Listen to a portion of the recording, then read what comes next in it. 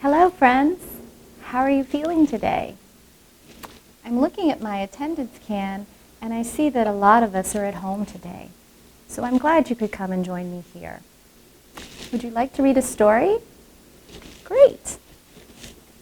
This is called The Lion and the Little Red Bird, written and illustrated by Elisa Cleven.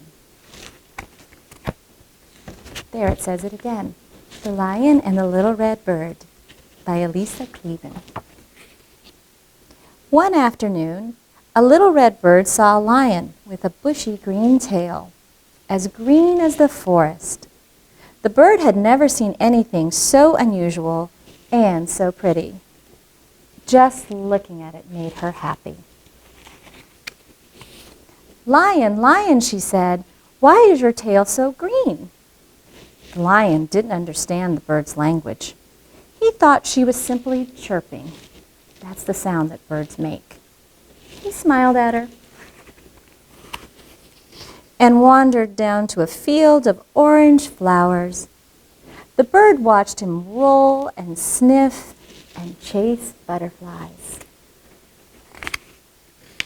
and then slowly walk west with the setting sun and disappear into a cave. The bird waited on a tree nearby. She wanted to see the lion's green tail again, but the lion did not come out of the cave. So the bird made herself a soft nest and slept through the warm, starry night. In the morning, the lion came out, swishing his tail, which was no longer green, but orange as a flower, orange as a butterfly, orange as the setting sun. "Lion, lion," the bird chirped, astonished. That means she was surprised. "Why is your tail so orange?" Again, the lion did not understand the bird. He smiled at her and climbed over the hill and up the mountain. Wow.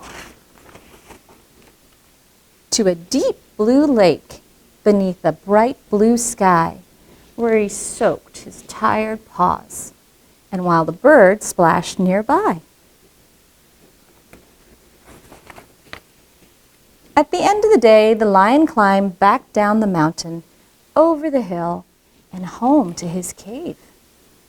The bird settled down in the tree, wondering as the sky darkened about the lion and his orange tail. But in the morning, the lion's tail was no longer orange. It was blue as the brightest blue sky, blue as the deep mountain lake where he soaked his paws. "Lion, lion," the bird chirped, enchanted. "How did your tail change from orange to blue? Are you a magician?" The lion just smiled. And he ambled over to a bush full of shiny red berries.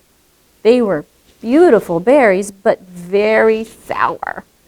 "Lion," the bird chirped, making a face, "those berries are still too sour to eat. Why don't you just pick them when they are ripe?" The lion just smiled, thinking how much he liked the bird's chirping company. All afternoon, the lion picked berries, while the bird nibbled sunflower seeds nearby. Once, when the lion stepped on a thorn, which is a sticky thing, the bird pulled it out for him. At sundown, the lion swished his tail goodbye and returned to his cave. The bird settled down in her nest, and she wondered what color the lion's tail would be in the morning. She wished he would answer her questions. During the night, a storm came. Thunder crashed and lightning flashed.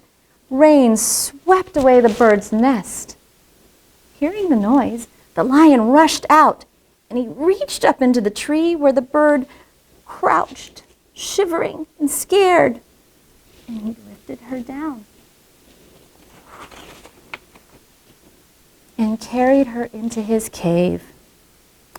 The cave was warm and colorful, and the walls were filled with pictures of green forests, orange flowers, butterflies, sunsets, a bright blue sky, and a deep blue lake. Lion, lion, the bird chirped, delighted. How did those pictures get here? The lion smiled. He dipped his tail into a bowl of shiny red berry juice, and he painted a picture of the bird chirping on a berry bush. The bird sang while the lion painted. She sang a song without any questions, full of color and joy. And the lion had never heard anything so unusual and so pretty. Just listening made him happy. In the morning, the storm was past. The world shone fresh and bright. The lion's tail was berry red, and the little bird knew why. She sang her happiest song and wondered what the lion would paint that night. The end. So friends, I have a couple of questions for you. How do we know that the lion and the little red bird were friends? That's right. Every time the bird talked, chirped, the lion smiled.